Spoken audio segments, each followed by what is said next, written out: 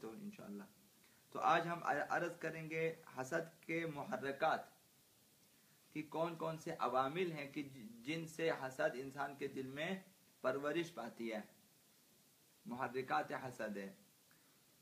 ایک واضح سی بات ہے کہ ایک بری صفت کئی دوسری برائیوں کا سرچشمہ بنتی ہے. اسی اصول کے مطابق حسد سے بھی کئی برائیاں جنم لیتی ہیں.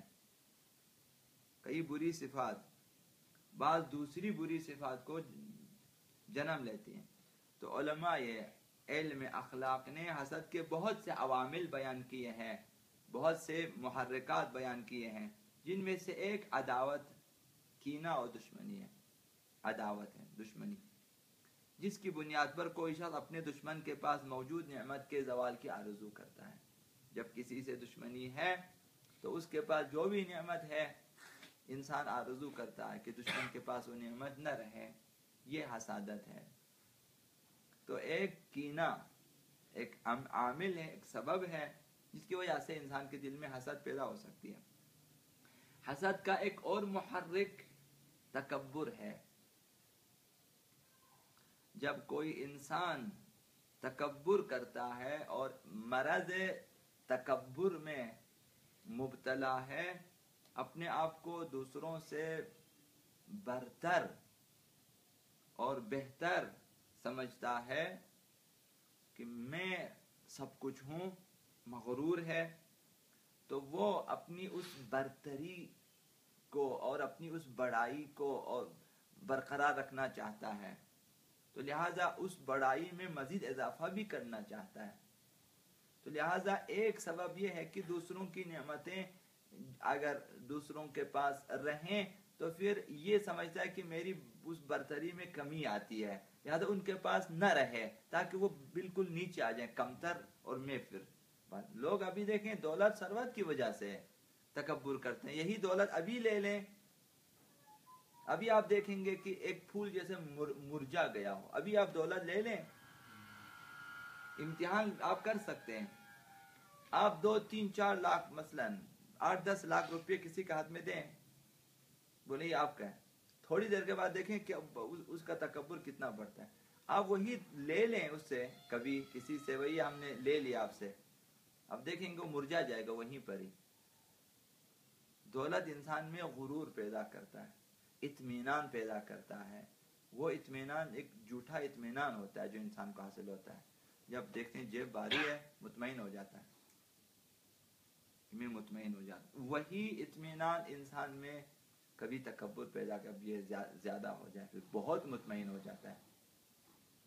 پھر سمجھتے ہیں کہ دنیا کی کوئی طاقت مجھے ادھر سے ادھر نہیں کر سکتی ہے. لہذا فلموں میں آپ دیکھتے ہیں کی سٹوریز قسم کی ہے کہ گورنمنٹ کو یہی چلانا چاہتا ہے جس کے پاس دولت ہے. حکومت کچھ نہیں کر سکتی, وزراء کچھ نہیں کر سکتے, مخصوصاً انڈین فلمیں آپ دیکھیں وہاں پہ قانون کچھ بھی نہیں ہے. تمام یہی سٹوری ہے کہ جن کے پاس دولت ہے وہ گیم ان کے ہاتھوں میں. وزیر ہم معین کریں گے, تھانے دار ہم معین کریں گے, SHO ہم معین کریں گے, جو ہے آفیسر ہمارے ہاتھ میں ہیں, سب ہمارے کہنے کے مطابق آگے بڑھیں گے. تو یہ لوگ ہوتے ہیں مغرور. اب کسی کے پاس اگر کوئی نعمت آ جائے, وہ نعمت مادی ہو, معنوی ہو, یا جو ہے حکومتی سیاسی ہو, کوئی مقام کوئی مرتبہ, تو انہیں حسد ہوتی. یہ وزیر نہ رہے, وہ مثلا وہ آفیسر اس طرح نہ رہے, وہ اس مقام پہ نہ رہے. تو تکبر ایک محرک ہے, محرک حسد.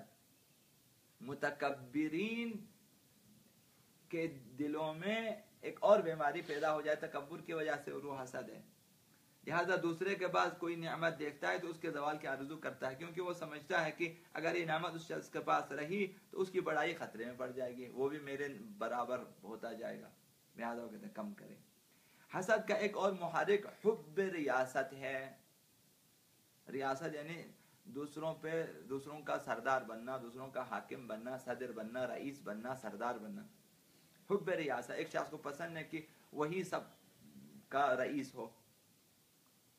اس بیماری میں مبتلا انسان آرزو کرتا ہے دوسرے لوگ نعمتوں سے محروم رہیں تاکہ ان پر حکومت کر سکیں. لوگ محتاج ہوں گے, جب ہمارے جو سردارانہ نظام ہے، قبائلی نظام اب دیکھتے ہیں، ان لوگ عوام کو جان بوجھ کر جاہل رکھتے ہیں اور فقیر رکھتے ہیں تاکہ ان پر حکومت کرنا آسان ہو جاتا ہے۔ اب وہ فقیر قبیلہ جو ہیں، فقیر قومیں امیروں کے اشاروں پہ چلتی ہیں، چونکہ انہیں لالچ ہوتی ہے کہ شاید یہ ہمیں چند پیسے دیں، کچھ راشن دیں ہمیں، اسی لالچ میں۔ تو حب ریاست ایک بیماری ہے، وہ چاہتے ہیں کہ دوسروں کے پاس نعمتیں نہ رہیں تاکہ ان پر حکومت کر سکے، اس لیے کہ اگر یہ مال و دولت اور طاقت وغیرہ دوسروں سے جو ہے دوسروں کے پاس بھی ہوں اور یہ ان سے برتر نہ ہوں تو حکومت خطرے میں ہے، ان کی ریاست خطرے میں ہے۔ چوتھا محرک جو ہے خوف ہوتا ہے۔ خوف، انسان کو خوف ہے کہ کہیں ایسا نہ ہو کہ میں اپنے مقصد تک نہ پہنچ سکوں، میں اپنے ہدف کو حاصل نہ کر سکوں، لہذا راستہ صاف کرنے کے لیے، اپنے ہدف تک جانے کے لیے، کیونکہ خوف ہے، لہذا انسان چاہتا ہے کہ دوسروں کے پاس نعمتیں نہ رہیں تاکہ اپنے ہدف تک جانے کی راہ میں جو بھی خطرات یا خوف وغیرہ وہ برطرف ہو جائیں۔ جب انسان اپنی جہالت کی وجہ سے یہ سمجھنا شروع کر دیتا ہے کہ اللہ کی نعمتیں محدود ہیں اور اگر دوسروں کے پاس بھی نعمتیں ہوں تو پھر ہماری نعمتیں کم ہو جائے گی، خوف لاحق ہوتا ہے۔ لہذا اس کی نعمتیں کم ہو جائے گی، پھر مجھے نہیں ملے گا، اگر اسے یہ چیزیں مل گئی تو وہ سمجھتے ہیں اس طرح سے کہ بس یہ دولت یہی ہے، اگر یہ میرے پاس ہو ٹھیک، نہیں تو دوسروں کے پاس پھر مجھے نہیں ملے گی۔ مثلا رشتے اسی طرح سے ہیں کہ یہ واحد رشتہ ہے کہ ملے نہ ملے، یہ واحد مثلا دولت ہے، یہ واحد مقام ہے، تو خوف لاحق ہوتا ہے کہ اگر دوسروں کے پاس یہ نعمتیں چلی جائیں تو میرے پاس یہ نعمتیں نہیں ہوں گی، تو یہ اس خوف کی وجہ سے حسد کرتے ہیں اور آرزو کرتے ہیں کہ دوسروں کے پاس یہ نعمتیں نہ رہیں۔ تو محرک حسد، چوتھا محرک خوف ہے۔ پانچواں سبب اور پانچواں محرک احساس کمتری اور احساس حقارت ہے۔ انسان اپنے آپ کو دوسروں سے کمتر سمجھتا ہے، احساس حقارت، احساس کمتری میں شکار ہوتے ہیں۔ بہت ساری قومیں یا غربت زدہ افراد ہماری طرح جو ہیں وہ ہمیشہ احساس کمتری میں ہوتے ہیں، کیونکہ شروع سے غربت میں ان کی پرورش ہوتی ہے، ہمیشہ احساس کمتری میں، تو وہ احساس کمتری آگے جانے کے بعد بھی مشکل ہے کہ ان سے وہ احساس کمتری ختم ہو جائے۔ لہذا جو لوگ اپنے آپ کو کسی مقام اور مرتبے یا کسی نعمت کے قابل نہیں سمجھتے ہیں کہ میں تو وہاں تک جا نہیں سکتا ہوں، میں تو رئیس بن نہیں سکتا ہوں، میں تو مثلا احساس کمتری ہے، اپنے آپ کو حقیر سمجھنے کی نفسیاتی بیماری میں مبتلا ہو جاتے ہیں اور پھر یہ آرزو کرنے لگتے ہیں چونکہ ہم تو خیر کمتر ہیں، دوسرے بھی کمتر ہو جائیں، یاد ان کے پاس بھی نہ رہیں، کیونکہ میں تو مال و دولت حاصل نہیں کر سکتا، تو جن کے پاس ہے ان کے پاس بھی نہ رہیں، یہ آرزو ہوتی ہے۔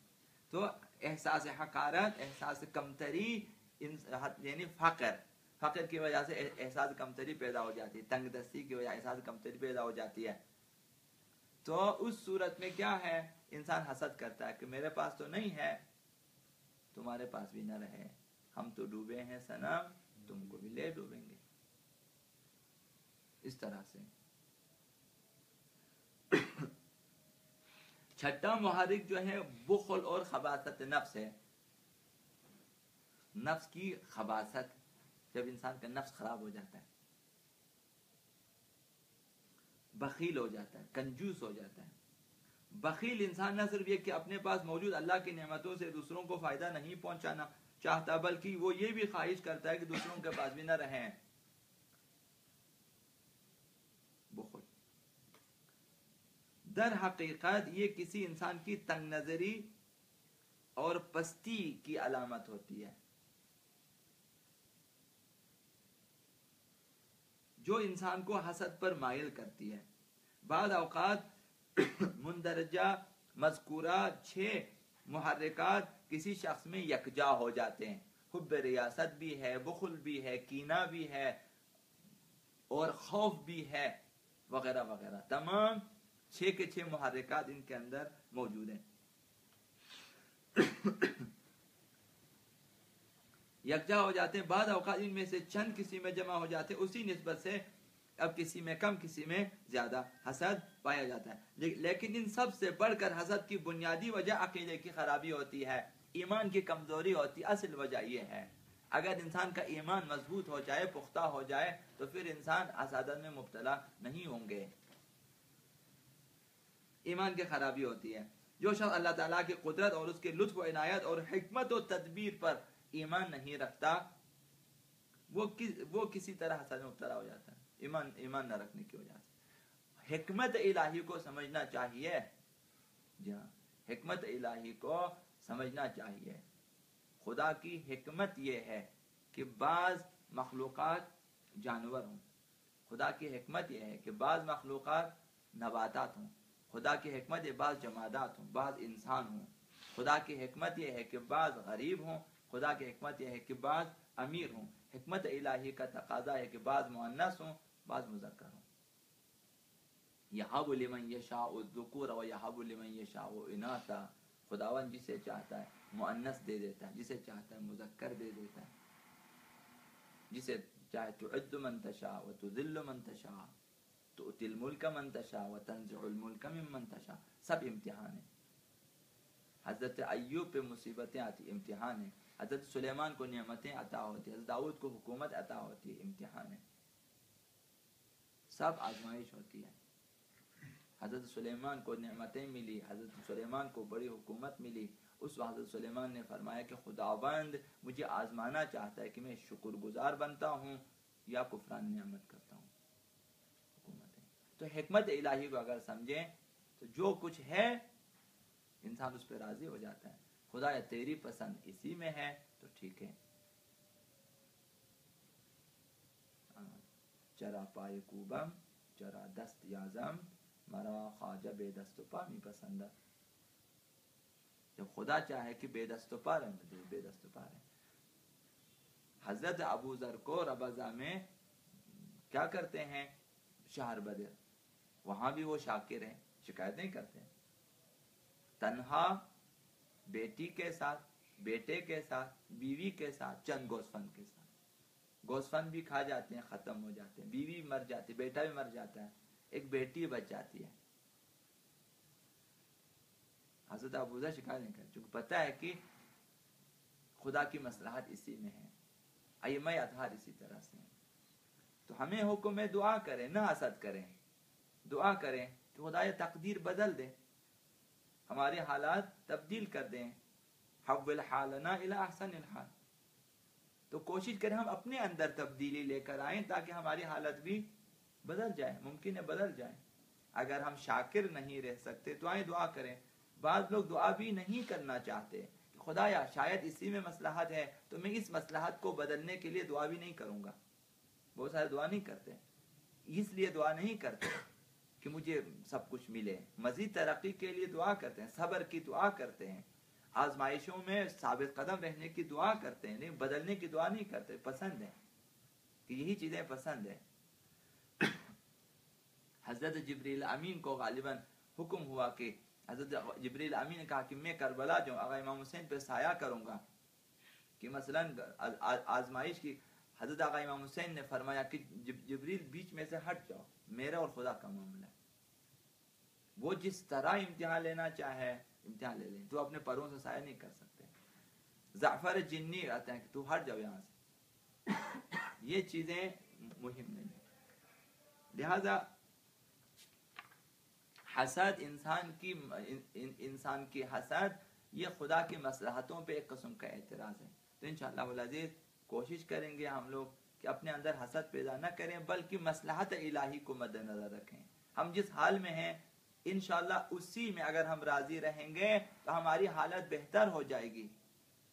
سب سے ضروری چیز یہ ہے کہ ثبت قلوبنا علی دینک، جس طرح دعا کریں ہم دین پہ رہیں، غربت میں رہیں یا ثروت میں رہیں، دین پہ ثابت قدم رہیں، مذکر رہیں یا مؤنث فرق نہیں پڑتا، دین پہ اگر رہیں تو انشاءاللہ العزیز ہم کامیاب ہوں گے۔ پر محمد و آل محمد صلوات اللہ علی محمد و آل محمد